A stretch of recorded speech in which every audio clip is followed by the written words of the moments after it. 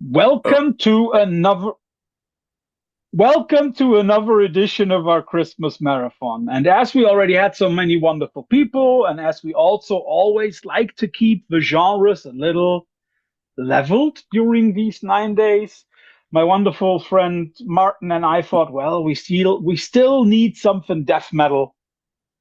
And then I just had the Gorguts, to ask this guy here, and he simply agreed. So I'm very happy to have Colin Marston here on the show. So Colin, thanks for joining. my pleasure. Thanks for having me. Yeah, it's wonderful. So the first thing that we always ask here is like, which band or project would you like to plug today? I'll give you a moment so I can plug something. And I thought like, okay, what can I plug when I talk to Colin Marston? I thought like, okay, death metal, something like Defeated Sanity, one of his friends. Too easy. But I thought like let's stick with German band, and I chose the Hirsch Effect. Which is it? The Hirsch Effect. I'm going to send you the link later on.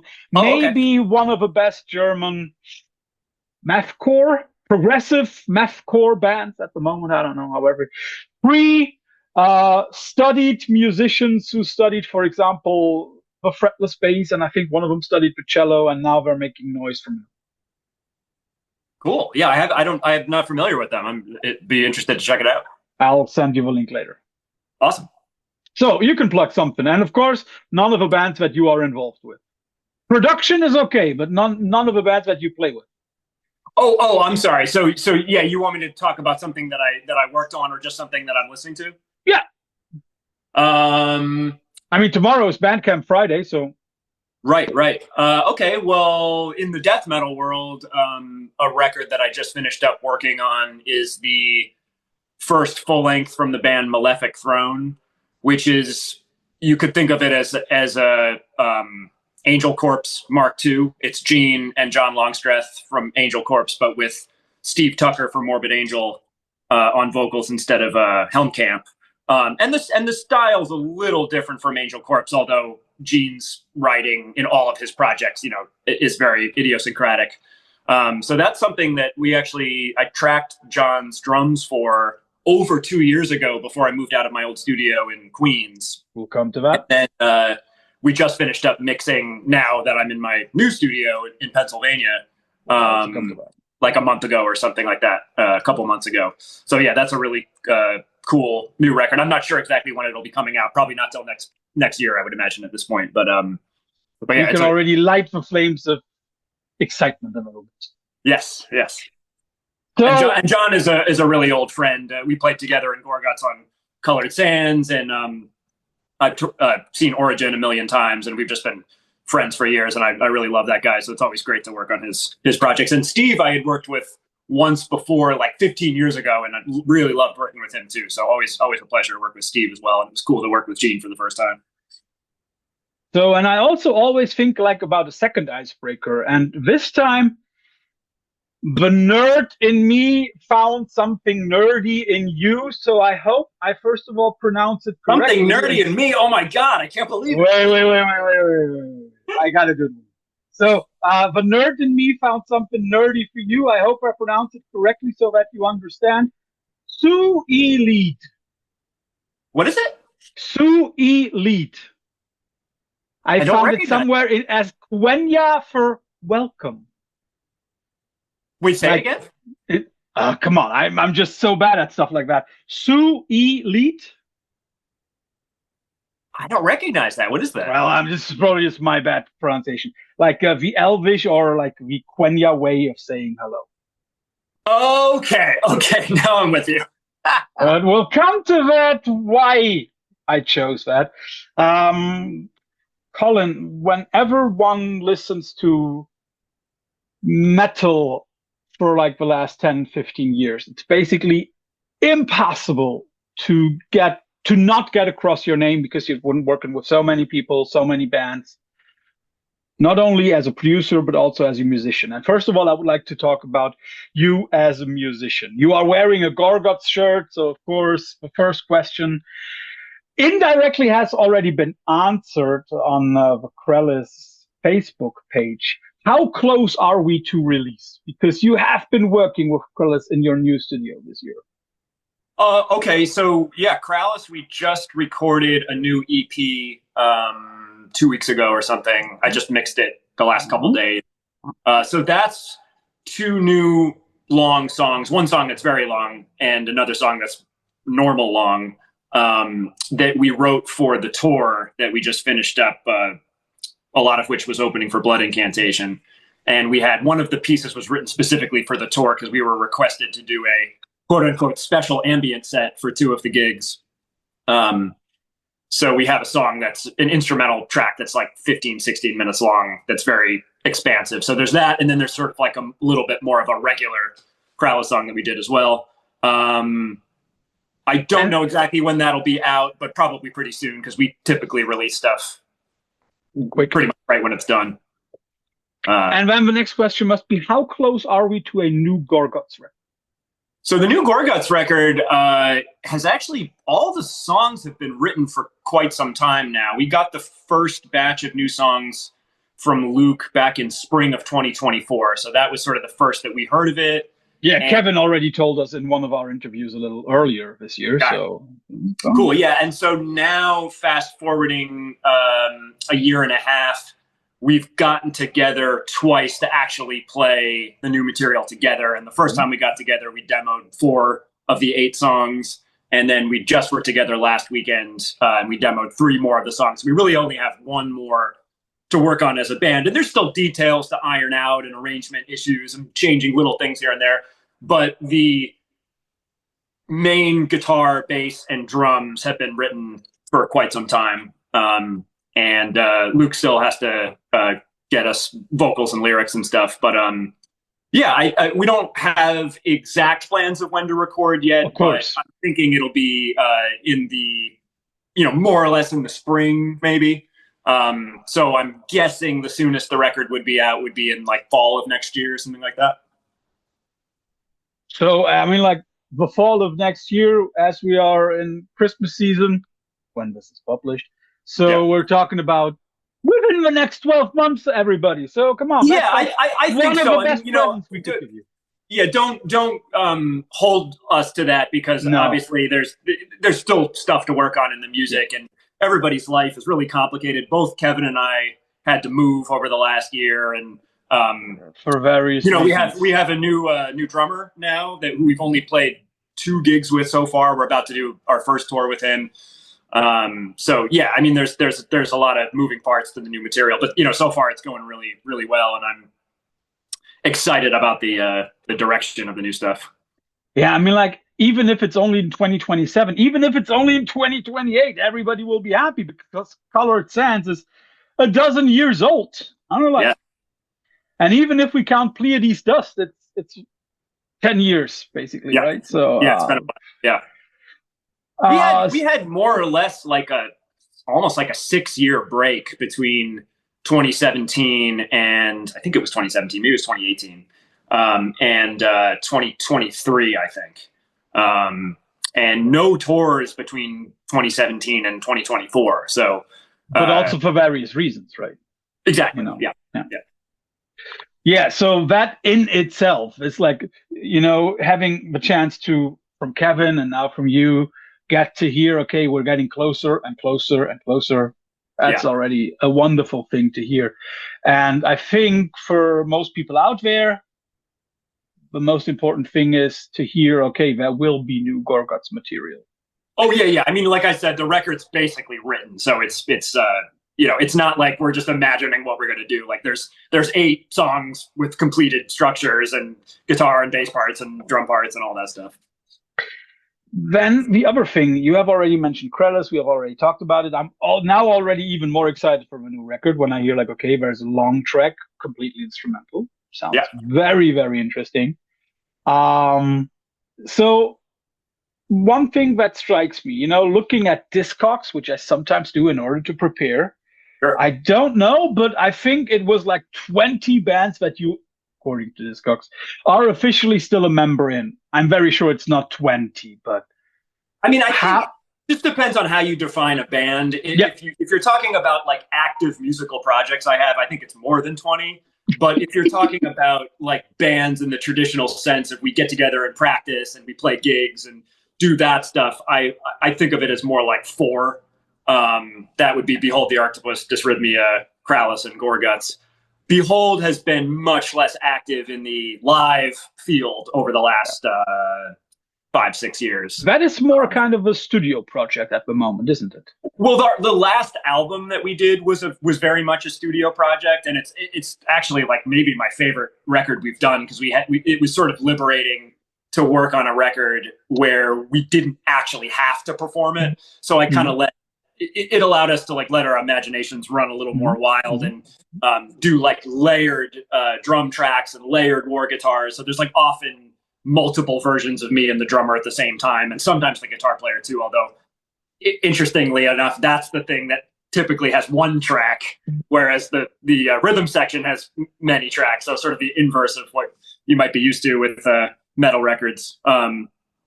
And so yeah, I have a desire to bring the band back to more of like a live ensemble, but we're all spread out in 3 different states now, so that becomes a little less practical, but still could be great. I could also see it being really fun to do another kind of studio oriented record, because the last one was just like so enjoyable to work on.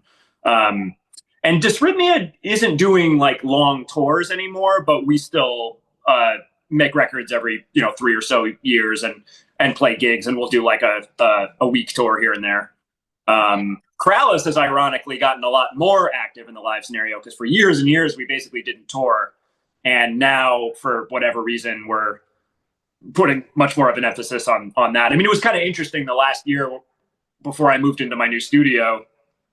We did like much less writing of music and no recording, and instead did 2 tours with my ridiculously impractical synth setup, which is I almost started using that rig in Krallice so that we wouldn't play shows, and then we ended up playing the most shows we've ever played. So that's typical of the way Krallice operates.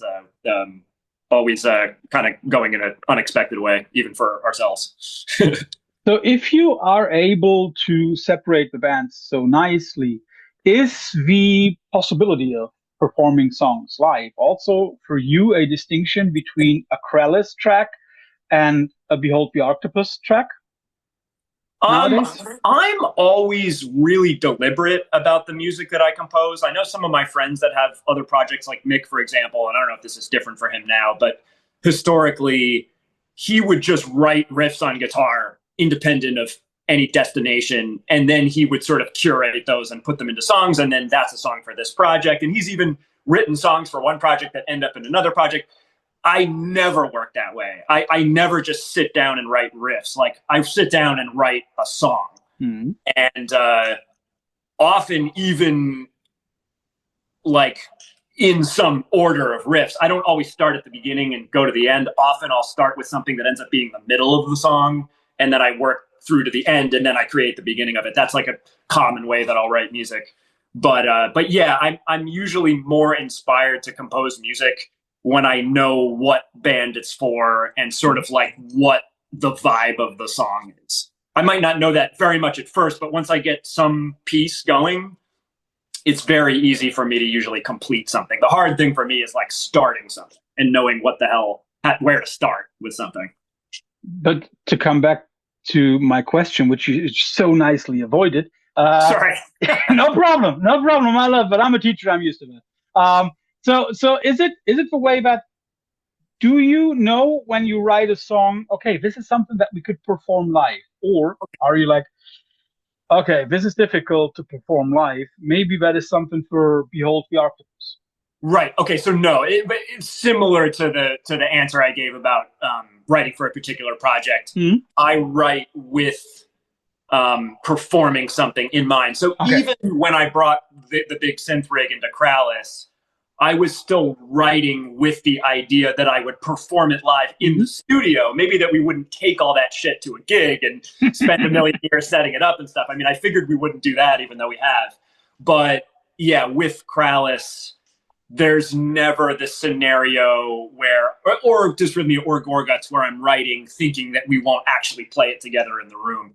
That recent Behold record was the only time I've ever done that with one of my like regular live performing bands, where I was like, okay, this record is not ever going to be performed. We're going to do all sorts of stuff that we could never do live because there's multiple copies of our, not copies, but multiple performances from the band members at once, and there's electronic drums and acoustic percussion and all this stuff where we're using the studio and the overdubbing and also even writing the compositions with a combination of composition and improvisation.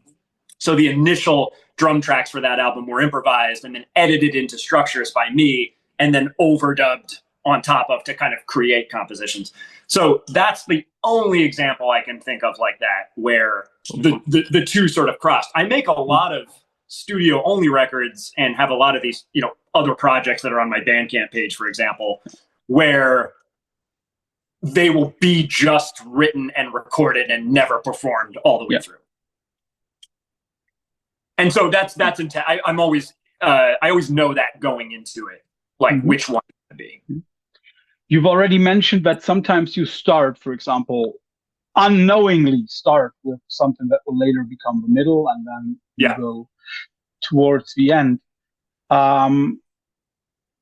With the new Krallice record, or with the last Krallice record, I had exactly that feeling. I had the feeling, okay, here we have a wonderfully composed, for example, synth intro or synth start, and then at some point when, for example, the guitar set in, that's like, okay, here, that might be where he started off writing. Does that also happen to you sometimes, that you just notice, okay, when you listen to the final track, I mean, like, you, of course, know this is where I started, but how difficult is it for you if you, for example, start in the middle? And I'm very sure a man like you also sometimes starts with more or less the last minute of a track. How difficult is it for you to appreciate everything that leads up to the first part that you ever composed? I don't like exactly know. If you start with something, let's say you start with a middle, sure, and later you add the beginning. Yeah. How difficult is it for you to not only to make ends meet, but also to lead up to the same emotional level, to lead up to the same kind of feeling? Okay, I think I know what you mean. I suppose the way I approach composition is that, like I said, it's sometimes hard for me to start something. So I usually don't put too much emphasis on like, okay, let me write a good beginning or a good ending. Cool. Like, right. It's more just like, okay, what am I coming up with? And then I come up with something, right? And then I try to think about, where would this make sense in a song? And maybe sometimes I don't know until I have a little bit more material on either side of it or on one side of it. And then from there, it's more like problem solving as composition. Like, okay, I have this stuff, so how can I make that work and sort of make sense in a composition? And I'm not claiming that my compositions make tons of sense, because it's a very intuitive process, but it makes some sense to me on some subconscious level. And then what happens is I'll listen back to whatever I've come up with, and I'll identify parts in the song where the transitions aren't smooth, or I could imagine something repeating again, or a riff, or a modification of a riff that I used somewhere coming back and being expanded upon later. It's easy to just kind of stitch pieces together and have an endless stream of ideas that never relate to any of the other ideas. But I do usually make somewhat of an effort to have some sort of internal logic to the piece. Not like strict theme and variation like classical music, but to not have it only be a stream of consciousness idea. I do approach music that way in certain other projects. Like I have a solo project called Intricatheer, which has both metal records and ambient synth records. And I approach that music as total stream of consciousness. So with the metal records, I'll write one riff, and then it's just, what's the next part? What's the next part? What's the next part? So that's cool for that project. But for the band composing that I do, I like it to be to have a little more of a sense of this makes sense, having this structure and having these ideas in this same song. And, I think that's something I've maybe gotten a little bit better at over the years. But who knows? It's always hard to have perspective on what you wrote until you're like 10 or 15 years away from it. Yeah, I know what you mean, but let's also, from my perspective, let's be honest. I mean, okay, I go back to my beginning, when we were thinking about who to have for his marathon, and I said like, let's just ask Colin Marston. And when you very quickly and very nicely said yes, let's do it, I not literally shat my pants, but I was like I was doing the happy dance here at home, because, and here's what I have to say about you being so humble. I mean, like you act as if you are not knowing what you're doing, or as if you're downplaying your own skills. For somebody who, not only as a producer but also as a musician, has accomplished so much, you can be a little bit prouder of yourself. Well, no, I mean, I am proud of my work. I mean, for sure. Yes. Like, I could. But you know what I mean, right? Sometimes it sounds like.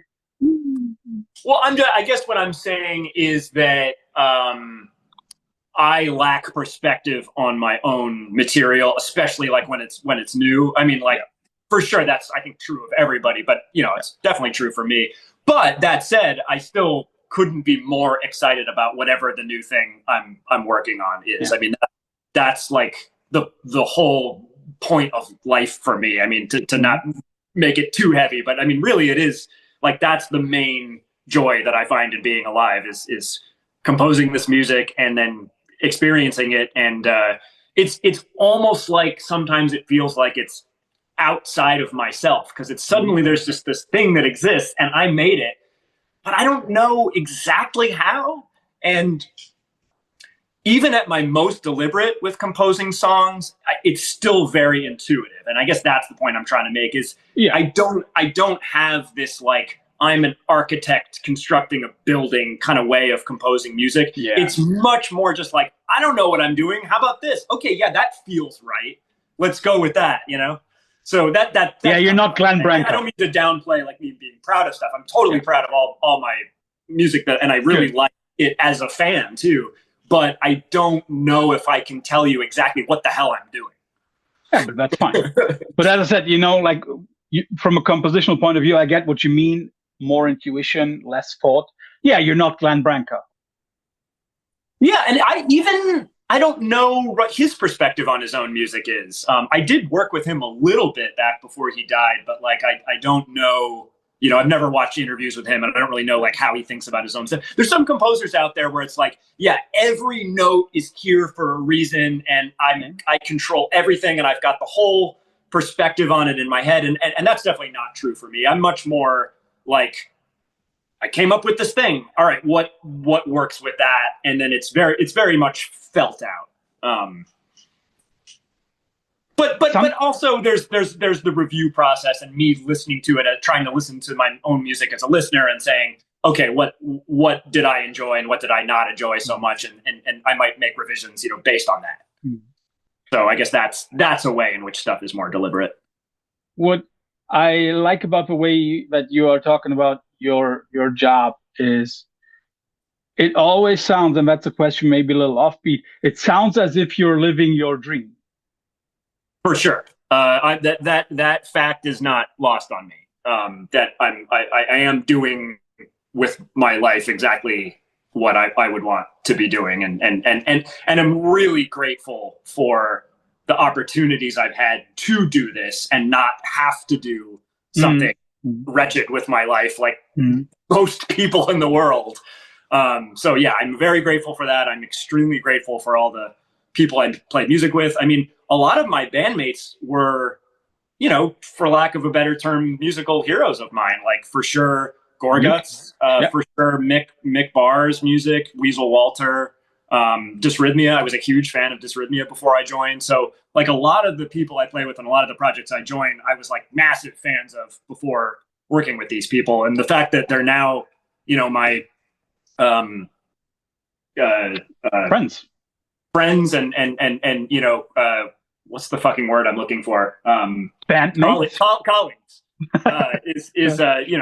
Like I'm so excited and grateful for that. Yeah, for sure. And that in that aspect of it, I'm definitely living the dream. And also the fact that this career, I hate using that word, but as an audio engineer has worked to the point where I don't have to have a separate day job that's not music. I can work in music, but I'm not working as a session musician where I'm sort of dumping all my creativity into somebody else's project. I've managed to avoid that for the most part because I've always felt conflicted about like going into a career in music where my work has to make a living or my playing has to make a living. Instead, I can rely on the collaborating with other musicians from like a purely engineering and music production standpoint, which is something I have no trouble being in the service of somebody else's art with. Whereas when it's my own music, I really want to be like an equal partner and I really want to have a say. And, especially in the way something sounds. Like I get pretty freaked out when I'm asked to do like a guest spot on somebody's record and I don't also get to mix it. Like those are very few examples of where that's been the case. And I really heavily try to avoid that because I like to have more control when I'm contributing the actual music. When it's production and engineering and stuff, I'm totally comfortable being like, no, I'm helping you realize your vision. When you say that, you rarely do these things of, okay, I'm doing a feature or I'm doing, for example, a solo or something on somebody else's record. When you've done it, when you've then heard it as a final track, has there ever been a moment, and you don't have to say when or with which project, but has there ever been a moment when you said like, I don't like that, either redo it or we take it off? Yeah, I've been there before, but the good news is that I don't think it's ever been the case where we didn't resolve it in a way where everybody was mutually happy. So yeah, there's been times where at first I get something back that I played on that I wasn't mixing or something, and I'm kind of like, oh, I don't know, I can't hear anything I did, something like that. And but I don't think I've ever ended a project where like that wasn't resolved in a way where I was eventually happy with it. So, but I do try to avoid those scenarios. Usually when I do a spot on something, it's something that I'm already engineering for a band. You're like, oh, do you want to add some synths to the thing you're already mixing or you're already mastering? Let's use the big rig. Hell yeah, of course. and especially when it's my friends and when it's people whose music I like, I'm more than happy to do that. But I think it's like that I put a little bit of a boundary in my production work between that and my musical contributions. And for years, I wouldn't guest on anybody's record. I wouldn't do any session stuff because I was just terrified that wouldn't go the way I want. And I've opened up to it a little bit over the years in places where it's made sense. Yeah, probably because, as you said, if you are already involved, you already know the direction it's going in, then it is easier. Yes. And you still, even after you have performed a take or two, you can still influence the way that it's incorporated, that it's mixed, that it sounded, of course. Yeah, I can make sure that what I did doesn't either get like lost or is too prominent, that it fits with the other ideas in a way that makes sense, that we all agree makes sense. We have already very often talked about you producing and engineering stuff. I think one of the high marks of a producer's career is when his studio becomes as famous as he is. It happened with Albini, with Electrical Audio. It happened with a lot of the Motown records, where all of a sudden the house was as prominent as the musicians. And let's be clear, it also happened with Menegroth. Let's be clear. Menegroth is like a very famous name and household name. Your production studio back, the Thousand Oaks back in Brooklyn, right? Queens, actually. Sorry, Queens. Not far from Brooklyn. Yeah, I know, but sorry, Queens. It became a household name. And you have very clearly spoken about how when you first set set foot in the studio, it was like, I'm not sure. Then a little moment later, you were like, okay, this will work for me. Have you ever, at any point when you started Thousand Oaks, have you ever thought about the place becoming or getting the renommee, the reputation that it finally had? No, and I mean, I'll also say that there was a studio before Menegroth that was a Pain paint. Cave. Yeah, I was in just for 2 years, and that was just a very small, modest basement studio. The control room was my bedroom, but that I feel like that's where I switched to being a full-time engineer within the first year of moving in there. So really, like the unbelievable scenario of me getting to do engineering and music production and mixing and recording full time happened even before Menegroth. And then the I'll call it nervousness of moving into Menegroth was just that it was such a bigger studio. It was actually built as a studio and was a couple of recording studios before I moved in. So yeah, I was worried that I would be able to afford the rent and, et cetera. But yeah, I mean, since I was already working on that stuff full time in my little basement studio, it seemed to be like a not too risky a proposition to move to a bigger, more expensive place. And the building I was in was getting sold anyway, so I sort of had to look for other options. And then, I mean, I just couldn't believe I was able to rent that place for 18 years. I mean, that's pretty rare in New York City. But of course, as everybody in the city who's renting, you eventually get kicked out. Yeah. The building got sold in 2018, so I at least had a few years to prepare. And rather than spending the last few years just looking for a new place and spending all my time doing that, I sort of made the decision to just work as much as I could till the bitter end, get as many records as I could done, and then have just sort of nowhere and have that be a little bit of a fire under my ass to relocate as quickly as I could. And it took a solid year to relocate, but man, it could have been way worse. Like I'm pretty lucky to have slid into this place as quickly as I did. Is it true that you first moved in with your parents when you moved out of Queens? Not at first, but eventually I did. Yeah. So my brother had a place in Boston that was, there was like a month where it was open, where he wasn't there, and he's a archaeologist and a professor, and he was on sabbatical last year. So he had a family renting his house for the year, and they weren't moving until July. So I got to be there for June. And then he and his wife were going out west for a while. So I got to stay at their place in Northampton for the month of July.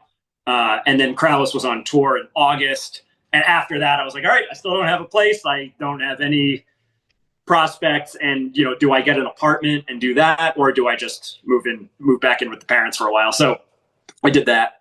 And then couldn't take it after a while. And then Jeff, the dysrhythmia drummer, was nice enough. Jeff and Annie were nice enough to let me stay with them for the last 3 months or so of my search for the new place. And I struck out a bunch of times on new places, and it was crushing and frustrating. And I just really lucked out with this place, kind of like the day after everything fell apart with a place in New Jersey I was going to get. So here I am back in Pennsylvania, although now in Northeast Pennsylvania, so not about the same distance from New York as it is from Philadelphia. And I'm up in the mountains at a beautiful location, which I never would have dreamed of. I figured I would end up in some kind of industrial area of Eastern New Jersey or something, nowhere fun to be, but maybe I'd find a really cool studio space. And as it turned out, I ended up in a amazingly beautiful area with a really cool, unique building that was not built as a recording studio, but that it is very conducive to one. You have also spoken about the importance for yourself of the last things that were recorded at Thousand Caves. Mm-hmm. You had, if I remember it correctly, you had Gorguts, Krallice, Gorguts, and Imperial Triumphant. There wasn't any Gorguts recorded at the last. No, but demoing, right? No, the demos were done here at the new place. Okay. So yeah, you did preparation for a live set, right? Something like that? We did, I think, 2 practices with the new drummer for Maryland Death Fest. And yeah, that was like right towards the end of being there. But yeah, so the last like full band record that I did was the Imperial Triumphant Gold Star record. And then I think the last solo record was Kevin from Dysrhythmia and Gorguts' last acoustic solo record. And then I did a little bit of reamping and mixing for edit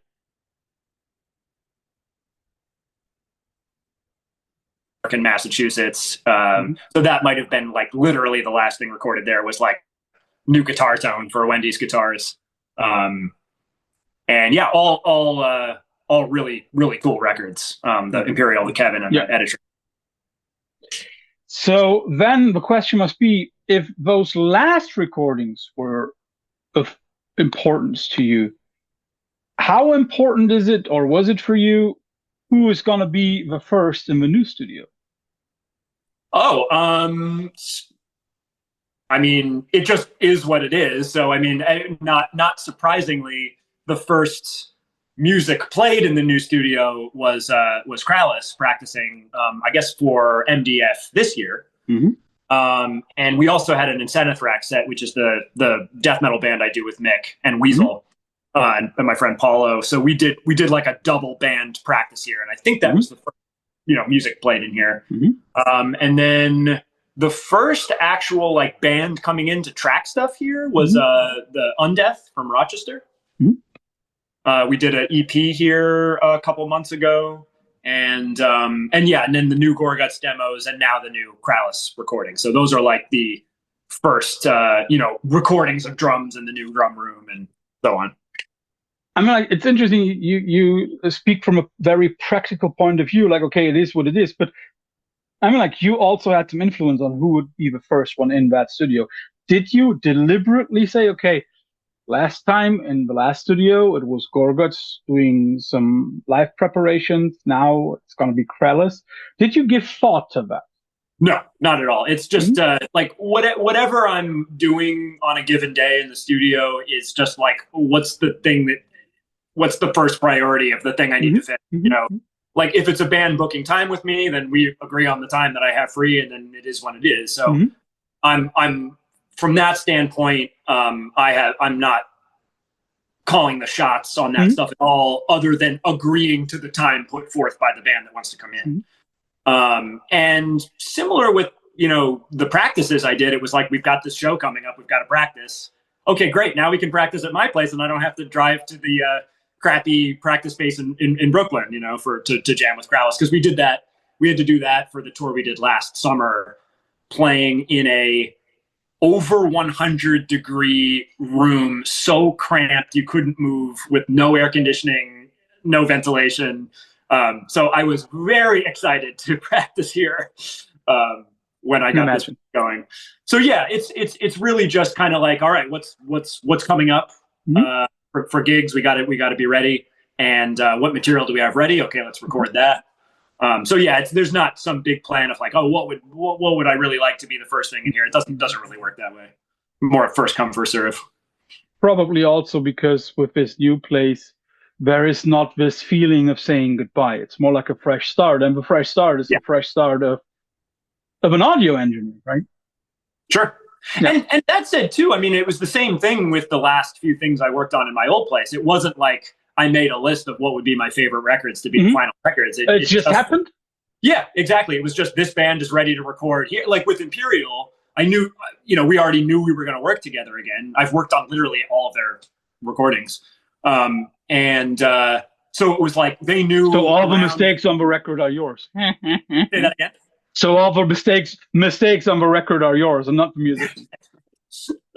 But yeah, it was more just like they knew that I had a deadline of May of 2024 to do it, and I knew I was going to be busy for most of May. So we did like whenever we did it, late April or early May or whatever. This is the last time you guys can get in here. So that was somewhat collaborative. It wasn't like they just happened to want to do it then, there was a little bit of talking about it. But for the most part, those records were just booked because that's when the artist wanted to do it. Yeah, but I mean, I'm very sure you also recognize that a band like Imperial Triumphant, who is admittedly big in the metal scene, for all positive reasons there can be, isn't it interesting when a band like that says, we want to do this record with you and we want to do it in this studio, and if we have to accommodate a little bit of our schedule to yours, then that's totally fine. That is saying something about for sure. studio, about you. Yeah, that's definitely not lost on me. Like, I really value the relationship of working. Like, there's a couple bands where I've been working with them over and over again, like many times, like those guys and Piron and Artificial Brain. I'm not working on the new one that they're doing. I think they're doing it themselves. But yeah, I mean, these are old friends. Yeah. I love the music. I love working on it.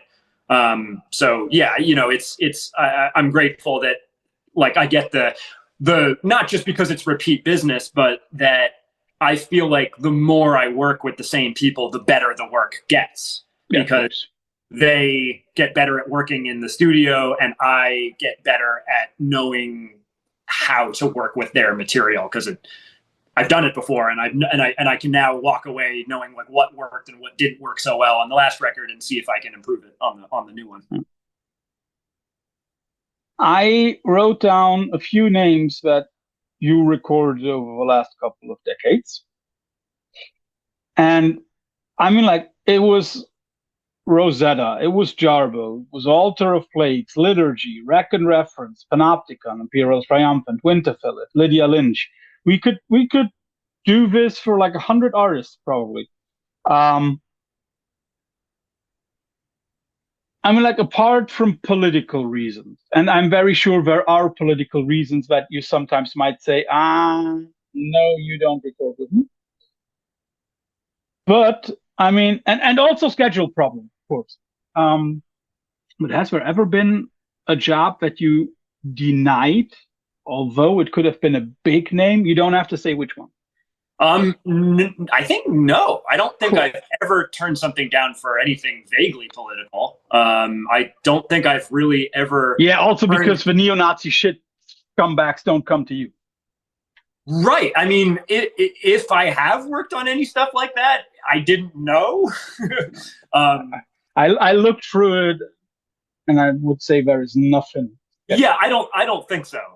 Because the thing is, when a new band comes to me, I generally, try to look them up and see more to see if it's something I haven't, if I'm not familiar with the group. I'm just curious what they sound like. So a helpful thing for me would be to see, what's the last record they did, or how many records do they have? What do they sound like? And also I try to watch like a live video of the band if it's a live playing band, if it's not like a brand new project.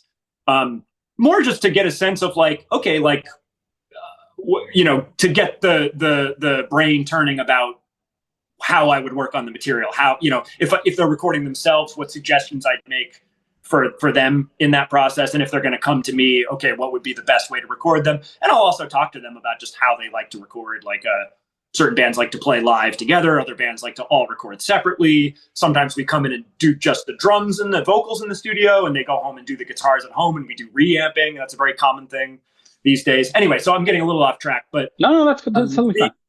I don't think I've ever turned something down because I didn't like the music, or because I thought, like, I can't think of any example where the band seemed sketchy and I was like, no, they seem sketchy. I can't think of any example that happened. But also certainly I'm not turning stuff down just because it's not to my taste. I don't work on stuff that's just to my taste. I'm honestly like stoked to work on anything, and usually the more different it is from what I do, the more excited I am to work on it, not the other way around, because it's well, okay, there's a couple reasons for that. One, if I'm known for something, it's usually like very dense, intricate, atypical music, and that is the hardest stuff to work on. Like, especially death metal, it's the hardest music to mix. It's the hardest music to record. And I really love it, and I'm grateful to get to work with all these bands, but I mean, it is a huge fucking challenge. And I am always really excited when I get to work on something that's less in the hyper prog, dense, brutal, whatever. Like things that are more like rock and roll, more sparse, more open, more like pop music oriented, more ambient oriented. Those are the things that I often get like more excited about because I feel like I have more options as an engineer and a little bit less like constraints put on me just because the sound is sort of so hard to work with. But that said, I'm stoked to work up with the Imperial Triumphants and the Clerics of the world, where those are the hardest records to mix, but it's also very, very rewarding when you get something that works. So yeah, I mean, honestly, if anybody wants to work with me, I'm pretty much going to be stoked to work with you. Yeah, if you do contact this guy because of his interview, then I would like to have a little bit of a provision side, like a beer at Roadburn or something, or in my case, a Coke at Roadburn. We'll come to Roadburn in a moment. I have 2 questions before we come to that. You said you would be happy to work with anybody, and as this is part of our Christmas marathon, I thought like, okay, if he could choose any artist alive to record a Christmas record with, who would it be and why? Okay, well, maybe I can answer that question more directly, but I'll first sidestep it slightly by saying that last winter I did actually work on a Christmas record. Has it already been out? Yes, it's for my like basically my oldest friend, George Corrine, who does some of the most bizarre, interesting, original avant-garde music out there. And it's often very much in the pop format, which makes it even more strange because it's sort of like very traditional in a lot of ways, but his approach is very strange. But in any case, he did a Christmas record with the impetus being that there's a radio show on the station that his wife DJs on that does like a Christmas marathon where people submit tracks for that. So that was kind of like what got the ball rolling. But then it ends up being like a sort of a short Christmas EP based on that. So I mean, it's funny because my mom is always making the joke like, "When's your Christmas album come? When are you going to work on the Christmas album?" And I'm like, "Mom, I'm literally doing that right now." Okay. So yeah, George's music, I think it was almost all covers of songs pushed into an avant-garde, strange Christmas direction. So yeah, so I actually and years and years ago, I did a remaster for the very first Kromtech 7-inch. Kromtech was an old duo of Mick from Krallice and Zenithrack. And their very first recording was a Christmas 7-inch. So I've actually worked on at least 2 Christmas albums already. So, okay, but if you could now to get and by the way, if anybody wants to find those 2 records, we'll put the links beneath this one so you can check out how Mr. Marston produces Christmas records. Yeah, so I mean the Kromtech one, which is truly amazing, was like a 4-track record that they did, back in the 90s that I just did a remaster of. The George stuff I had a little more hand in production. But so who would be the number one living artist doing a Christmas record? That is an amazing question. For you, it can be anybody. How about Beharit from Finland? I would like to produce their Christmas album. Yeah. First of all, thinking of them doing a Christmas record is like a strange thought. Yeah, no, I think it would be good, but also it would be teenage 90s Beharit. It wouldn't be modern grown-up Beharit. Okay. It would have to be the Beharit that you see in the video playing in the shopping mall. One of my favorite live performance videos. There's two performance videos of metal bands that are my favorite of all time. There's Beharit playing in the shopping mall, and there's Confessor playing at the public swimming pool. Oh yeah. Yeah. Amazing. You can't get better than that. So yeah, I'll even expand it. I'll say either a Beharit or a Confessor Christmas record. I would do either one. So we'll try to make sure that both bands get to hear this, and right. If that ever happens, dude, I'm the first one to come up.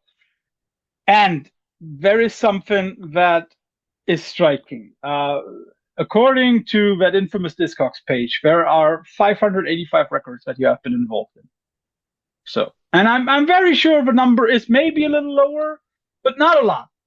I'd actually say I think it's a lot higher because there's a lot of stuff that I work on that doesn't get like a release that would show up on Discogs. Like it's either stuff that never gets released or it gets released in such an underground fashion that it doesn't, that's not on a label. It just doesn't end up on that. But also, correct me if I'm wrong, but the number on Discogs, does that also count multiple editions of albums? I think it does, but I'm not sure. So maybe if that's the case, then that takes the number lower, but then the number is also higher because of all the stuff that doesn't show up on it. So maybe it's actually close to being accurate. I'm not sure. I feel like I work on more than 100 records a year, and I've been working for more than 5 years. So I feel like it's got to be a lot higher than 500. Yeah, I love that. I have a question connected to that. I mean, like it seems, and it's not seems like it. You are a workaholic. That's not a question. At the same time, when it comes, for example, to your own music, it has the image of, okay, you are a perfectionist. How much sleep do you get, and how healthy is this kind of lifestyle? Okay. Maybe it seems like I'm up every night working, through the night and never sleeping. That's definitely not true. I really value sleep. I'm historically a very late sleeper, although that's kind of changed in the last year and a half. For so many years, I was living in my old place with no windows, and it was just this soundless, lightless bunker. So very conducive to sleeping, as long as possible. Now I'm becoming a little bit more of a morning person, but yeah, I don't think I work like crazy more hours than anybody else that has a job. I will say that in working on my own music, I have noticed that I work on it a lot faster than most other people that I work with in an engineering standpoint. So that's definitely true. Like I never really spend more than like 2 days writing a song. A very typical for me when I write a song is I'll start it one day and write most of it, and the next day come back and finish it. But then it takes a long time to get developed in its finished version, especially if it's a Krallice song, for example. Then everybody else is writing their own parts, and then we're practicing it together, and it evolves collaboratively. But I write music very, very quickly. Like once I have a start of something, I usually finish my ideas very, very quickly. There's examples where that's not the case, but typically that's the vibe. Mm-hmm. And I guess I really value finishing things, and I also am a strong believer in that there's no such thing as perfection. So maybe I come off like a perfectionist, but I don't a little bit, yes.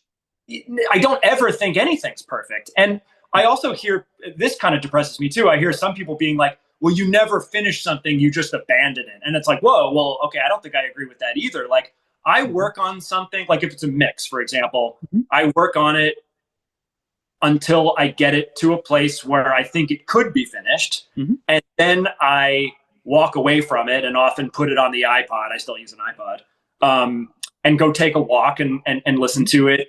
And try to put myself in the position of I'm not the engineer and I'm not in the studio working on it. I'm just a listener listening to it as music. Because sometimes it's hard to go from listening to something as an engineer to listening to something just as a fan. But I try my best to trick myself into just being a music listener and just being a fan. And if the music hits me emotionally and I feel like there isn't something in the balance or the timbre that's objectionable that needs another revision, then it's done. And I'm never going to assume that there's going to be the perfect mix or the perfect song. I don't think about things that way. I just think about working on it until I'm satisfied.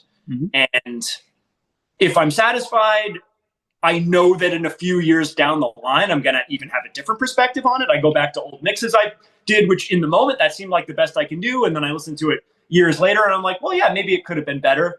But I also don't really like going back and remixing stuff that I worked on years ago. I don't think it's ever better. Like, so I really feel strongly that you do your best, you work on it, you don't overwork on it, but you get it as good as you can in a reasonable amount of time. And then if it hits you emotionally, then it's done. Mm-hmm. And then I'm excited to share it with people. So yeah, I feel like I'm actually really not a perfectionist in that sense. Now I am very particular. That's true. Like I notice all the time, for example, in Krallice, that I'll have a strong opinion about something, and often McMaster and Lev are like, whatever suggestion I make, they're like, okay, cool, yeah, that sounds good. Whereas somebody else might make a suggestion, and immediately I kind of have a feeling one way or the other about it. So, and that's like not something I love about my personality, but it's the way I am. I can try to fight it a little bit, but I usually kind of know if I like something or not. I'm not typically like at a loss for whether something's good or not. I usually sort of know if it's good or bad, or if I like it or I don't, or when something's finished or not finished. And that's just a sort of amorphous feeling that I have. It's not really based on anything concrete. So yeah, like I like to work on stuff hard and focused, and then be done with it and move on to the next thing. That's my style. Now, you have mentioned that Krallice has turned a little bit more into a touring band. Yeah. Now, you are playing at the best festival there is in the world. There is no better one. Everybody out there who tells me there is a better one than Roadburn, I don't care. Shout out to anybody who thinks the same way. First of all, I'm very sure you've heard about the festival before. Have you ever attended Roadburn? No, but I have been to Neurotic Death Fest twice, which doesn't exist anymore, but that's in the same venue. And it's more of a death metal fest, obviously. But I did get a taste of what a multi-stage, very well curated, amazing sounding festival in that venue is like. So I think I have a pretty good idea of what Roadburn will be like. It'll be like that, but just with more diverse kinds of music. Yeah, definitely. I mean, like, I don't know if you've already seen the list that was published today, so anybody who's clever can find out when Colin and I recorded this. You have bands like Agriculture, you have Krallice, Habak, Crippling Alcoholism, Oathbreaker playing Rhea in full. I mean, goodness gracious. And you've already mentioned it. You are aware that the crowd that is at Roadburn is a different one. How excited are you about playing this festival?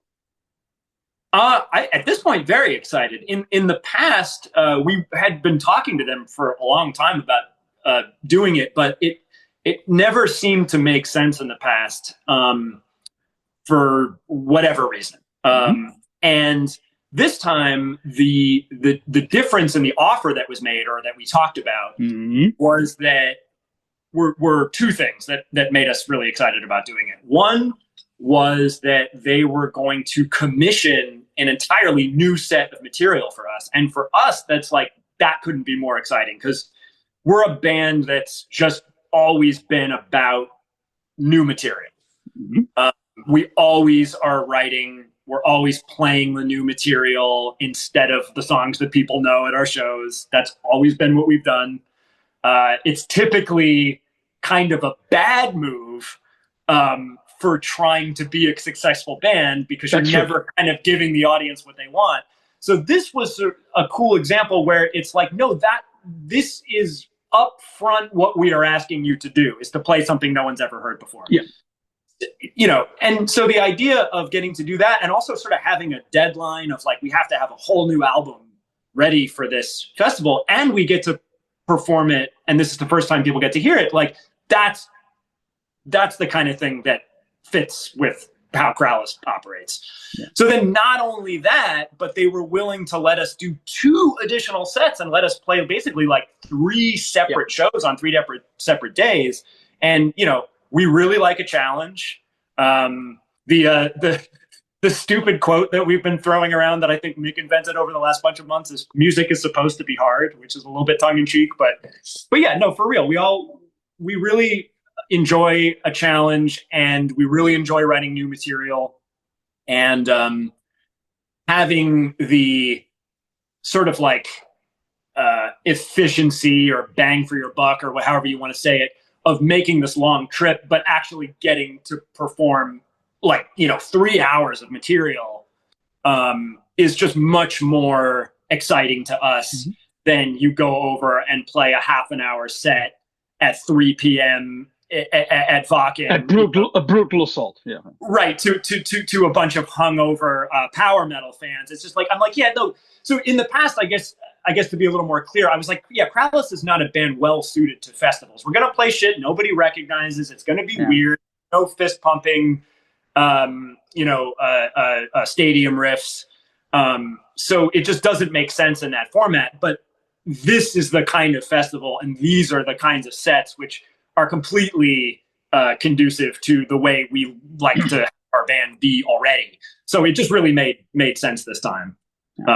And yeah, it's a bit of a daunting task to prepare this much material, but I mean that's what's fun for us. What's fun for us is getting together and making the music. We're not a band that is happy to have a set we've been playing for 10 years and it's like we don't even have to think about it and we can get on stage and deliver. Like that's the last kind of way Krallice likes to operate.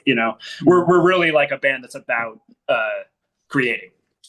Yeah, and that is also, I think that is why Krallice, as for lack of a better word, avant-garde death metal band, fits so perfectly to a festival like Roadburn. It's really a progressive music sense fest in the sense of bands that like they had Neurosis play all those years ago, where they played old stuff and new stuff, and like I always like to bring them up as a great example of a band that is actually a progressive metal band, not the genre progressive rock, but every record was different. And I mean, especially if you look at their first album to their second album to their third album to their fourth album to their fifth album to their sixth album, there's just a huge amount of progression there. And that's one might say it's not the same band, right? But it is, because there's this thread that goes through it that's really traceable and it really sounds like them, but they managed to just have this very different approach each time. And with Krallice, we make records more often, so we might have like a few records in a row that are kind of related, as opposed to just one record with this sound and then one record with this sound. But honestly, like that's another part of being in Krallice that I've really appreciated over the years, is that because we make, not recently, but traditionally we've made about an album every year, it feels more like my favorite progressive rock bands from the early 70s, where you were releasing so much music that there was this awesome progression happening, but still each album related a lot to the one that came before and after. So you really get this nice thread, but also this nice evolution. It's not like every time you come back it's a completely different band. But you still, like, from where we started to the last album,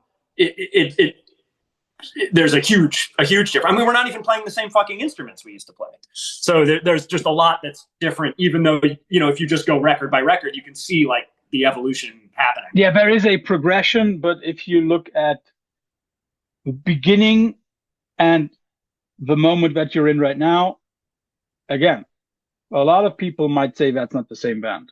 Yes, exactly. Right. Exactly. But it is by nature of the fact that if you trace the evolution, it's actually kind of sense. But that is also something that a lot of people don't understand about a certain kind of band.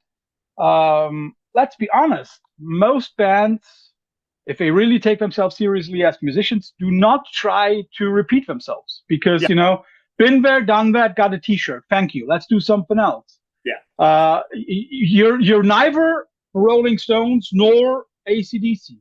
As cool as those two bands are in their own right, but let's be honest, the last time that either of those bands came up with a new kind of song was their debut. Right. I'll give you the list of the bands that have by now been displaced. So, and you think about which band you would watch yourself the most. Which one would you like to see the most? Agriculture, coalesce, crippling alcoholism, hubbub, heaven in her arms, my goodness, kiss the anus of a black cat, a certain band called Krallice, Oathbreaker, Questmaster, Shearling, and one that I can't see because there is something above it. Oh, World Peace. I am pretty embarrassed to say that I basically know none of those bands. I just learned about Agriculture this past February because they played at a festival in Philadelphia that we played. So that was my introduction to them. I'd never even heard of them before. And Coalesce, I've heard of and heard a little bit a long time ago. But honestly, I've never even heard of all the other bands. Okay, then I'll give you two sets to watch. We'll stand side by side and have a drink. Oathbreaker and Crippling Alcoholism. Deal? Okay, I don't drink, but I'll watch it. Yeah, I also don't drink. I just take a Coke. That's okay. I just drink cola. Colin, wonderful. So we have a date. And now the thing that a lot of people either love or hate about these interviews, the infamous quickfire round at the end. By now, everybody should know how it works, so we get right into it. Mr. Marston, I will give you records by bands that you have worked on. I'm not really sure if it's going to be records that you worked on, but let's just say records. And it's always the question of which record would you put on rather right now? Let's start with Liturgy. So you have to choose which record, for example, by Liturgy, would you listen to rather right now? You get two different ones. Yeah. Aesthetica or 93696? Probably the string of numbers. Yeah. 90210, 90125. What I always like to make fun of the Yes record called 90125 by calling it 90210. Even though maybe that would be a covers record that we could do with Hala, the TV song theme stuff. And then you have 90210. That's a great idea. So yeah, I would probably pick that one just because I've heard a little bit of it, but I don't think I've actually ever sat down and absorbed the whole thing all the way through. I mean, Aesthetica, obviously that was one of the ones I worked on, so that could be fun to listen to, for a trip down memory lane. But honestly, maybe I'll break the rules and say the first album, Renihilation, because that was the other one that I worked on, and that was such a cool experience because it felt like really sort of free working on that record. Like they recorded it as a very sort of normal sounding record. Like basically the way it sounded initially was sort of like the way Aesthetica sounds. But then at the last minute, we kind of fucked up the sound and made it really raw and hyper distorted. And I just think that's a kind of a cool, unprecious move to kind of obscure all this work a little bit in the spirit of making like the vibe of the record, sort of more electric. But I mean, like Liturgy's more recent material that I'm less familiar with seems pretty fascinating. Like they even had that record, the Arc work, which is really interesting and bizarre. And I mean, maybe that's the one I would be the most curious to listen to at this point because it's just the most out there. You had the pleasure to work with Lydia Lunch. So I'll give you Queen of Siam versus one of the first ones. I think it is even her debut. Versus one of her more recent ones, Marquesa. I haven't heard that one, but yeah, I don't know. I've been working on some stuff for her recently, which is like her doing spoken word over some other friends of mine doing like maybe not free improv, but sort of abstract improvised stuff, and that's been very interesting. So if the one that you mentioned is like along those lines, like I would be definitely interested to hear it. I guess the other thing I'll throw in about Lydia Lunch is the only time I've ever been a live sound engineer was for the Teenage Jesus and the Jerks reunion show, where my friend Weasel played bass and Tim Dahl, the bass player of Child Abuse, who's a fantastic bass player, was forced to be the drummer, sort of because he wasn't a drummer. Yep. And I remember saying to Weasel, like, I don't do live sound. Are you sure you want me to do this? And he's like, the drum set's a snare drum and a cymbal, and there's, bass and guitar and vocal, and that's it. Like, you'll be fine, So it was like very much an honor to do that, but I was really nervous just because I'm very much a studio engineer and not a live engineer. So anyway, like that was one of the most, I've worked with Lydia a bunch, but like that was like the maybe the time that sticks in my memory the most, because it was like I was like the most out of my comfort zone, and it was a really cool performance. If anybody wants to find out the not strangest, but the most interesting live set or live lineup that Lydia has played in, go back to the interview that we did with JG Thirlwell, also in this marathon, and you'll hear a lineup that can either be very, very frightening or the most interesting thing there is. But I won't give it away. I will tell Mr. Marston if he doesn't know which one I'm talking about, but I'll tell Mr. Marston after the interview. You have to listen to Thirlwell's interview. I have 3 more. Defeated Sanity, friends of yours.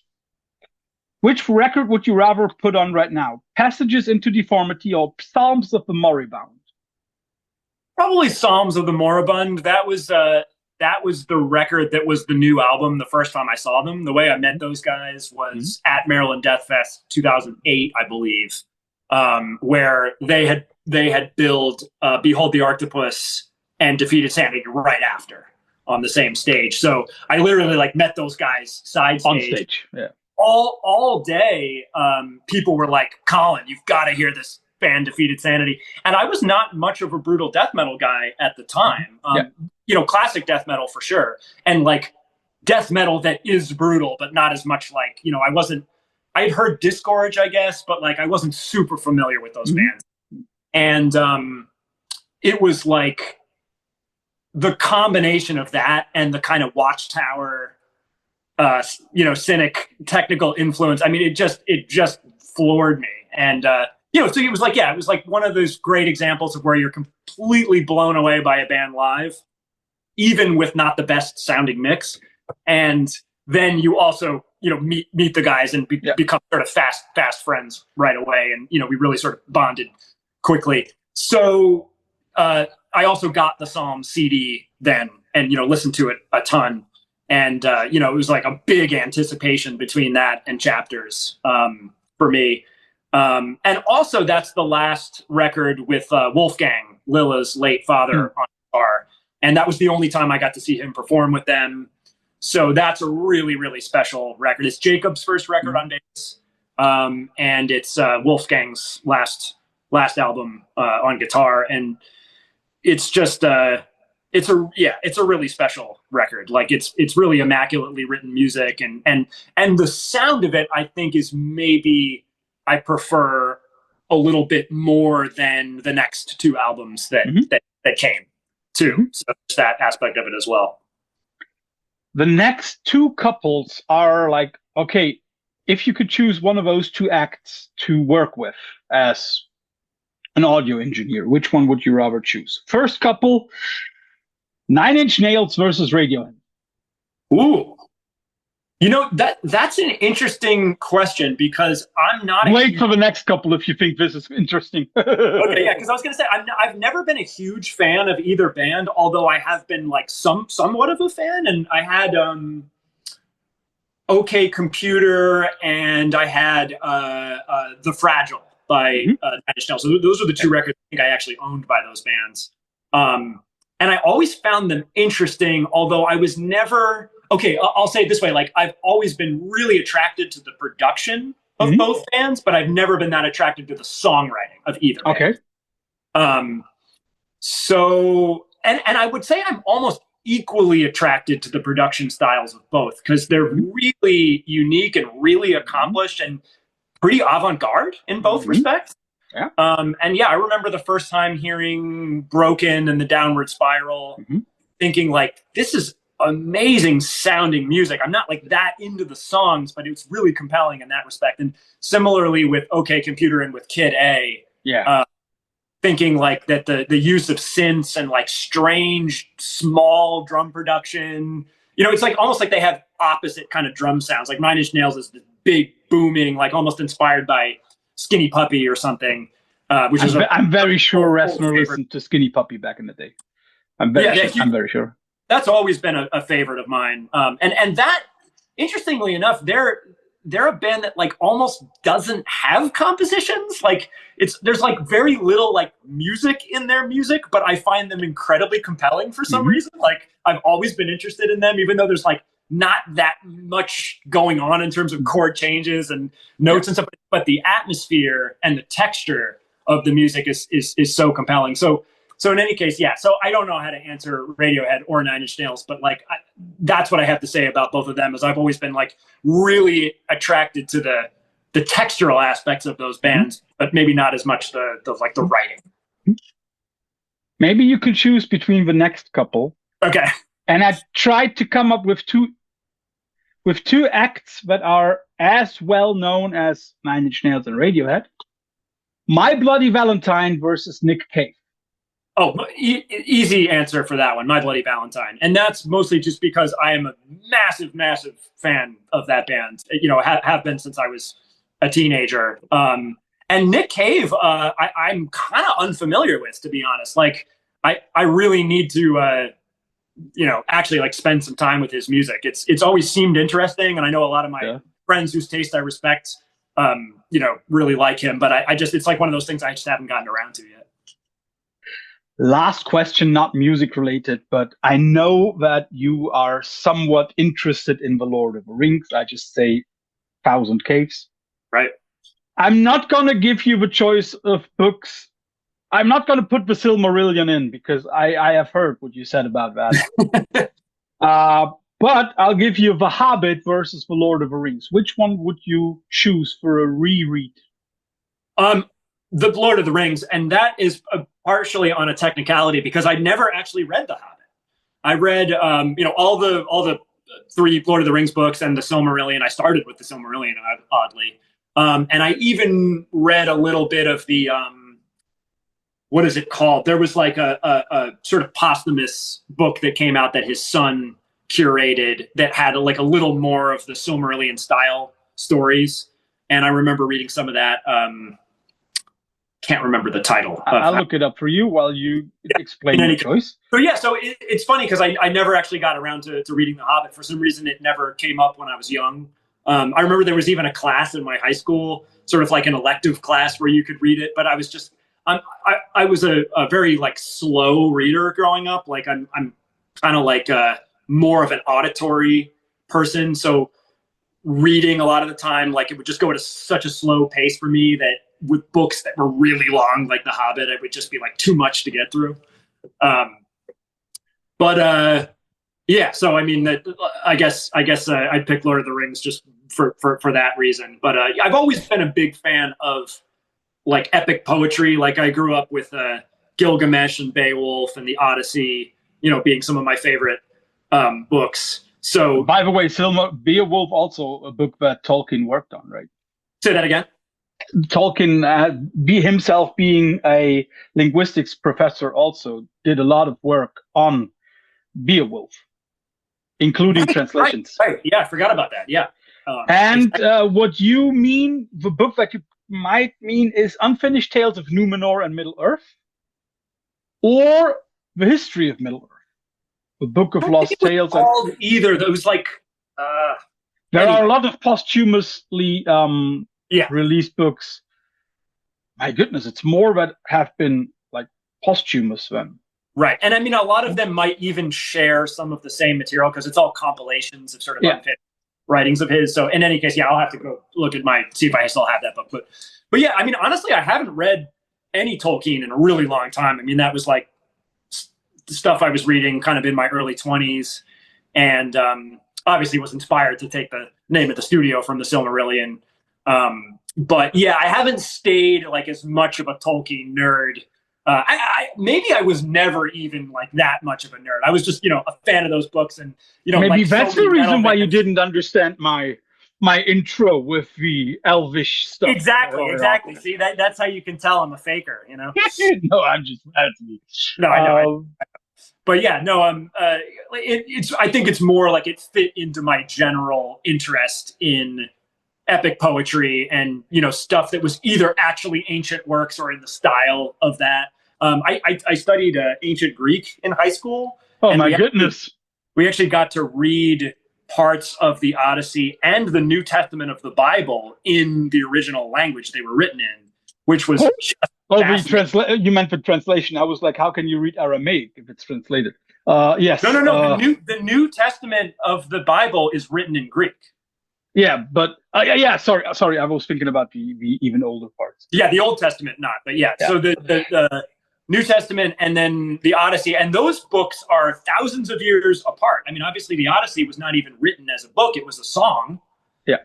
And eventually we ended up with this written version of it, and there's lots of theories on how that came to be. But yeah, I've always been my mom's a classicist, a Latin teacher. My brother is an archaeologist and works on Bronze Age stuff. So that's always been sort of like floating around in my family, and my upbringing was like an interest in that ancient history stuff. And I mean, it's like no surprise that I became a death metal fan, because so much death metal has like historical themes related to that, and stuff like epic stories and battles and monsters and gods and evil and good and that shit. That's all very metal. But then the question must be, have you already chosen a name for the new studio? That's the number one question I've been asking. I've been getting. That's why I'm doing it the last one. Yeah, I have had a lot of trouble coming up with a new name for the studio. And then I realized not too long ago, I was like, I don't have to have a new name. I can just keep the old ones. So I think that's what I'm going to do. Lazy. It's still going to be Managroth, the Thousand Caves. This place that I was used to be a store called Odyssey. And it's funny that that's one of my favorite stories. And I'm literally reading it again now. I'm reading a new translation of it. It's the book I'm reading right now. So... And the Krallice guys have been calling it Managroth Odyssey. So I'm accepting of that being like tacked on to the name. Oh, you mean like Managroth and then Odyssey? So yeah, so I think the full name of the new studio is something like Managroth 2, Managroth the Thousand Caves, Managroth Odyssey. That's too long, man. That's too long. Well, Managroth the Thousand Caves was already too long. So yeah, I mean, basically what I'm saying is, I think I'm not going to come up with a whole brand new name that I'm like, no, now the studio's this and the old one was this. It's like, no, it's still Managroth, whatever, And let's be honest. I mean, like for logistics, for finding you, it makes much more sense to keep it. It has a website. It had its website since I don't know when. Yeah. So it makes sense. Yeah, I think it's a little more practical. And already sometimes people would call the studio Managroth, and sometimes they would call it the Thousand Caves, and sometimes they call it some variation on that. And I've never been picky about that. I mean, it's all sort of like, it doesn't have to be a snappy, concise name. Like people, as long as it says Colin in the credits, that's good enough. And yeah, you can call the studio. The place name doesn't get you money. Right. Colin, thanks for all your time. Thanks for the wonderful insight. Thanks for the news that Gorguts will be releasing new stuff. Thanks for the insight into how you are approaching Roadburn. I'm a little giggly about that, I have to say. And thanks also for all the time and explanation. So enjoy the rest of your day. Thank you. And I will say one last thing. I don't have it going yet because I'm waiting for a couple more moving pieces to come together. But eventually I will be doing a fundraiser for the new studio, because there's basically like no sonic isolation in this place. It sounds great and it's a great place to work, but I really need to build out some of the rooms in the back so that I can have like loud amps isolated and so on. And that's going to be a very expensive project. So at some point I'm going to be doing a crowdfunding campaign for that, and keep an eye out for it, is all I'll say. So if Mr. Marston has already had this fundraiser out by the time this is released at the end of December, you will find the link beneath this interview. And please support the man. We need another 585 records that he's involved in. Right? That's right. You do. You need all of them. So, Colin, thanks for your time. Cheers. Thanks so much.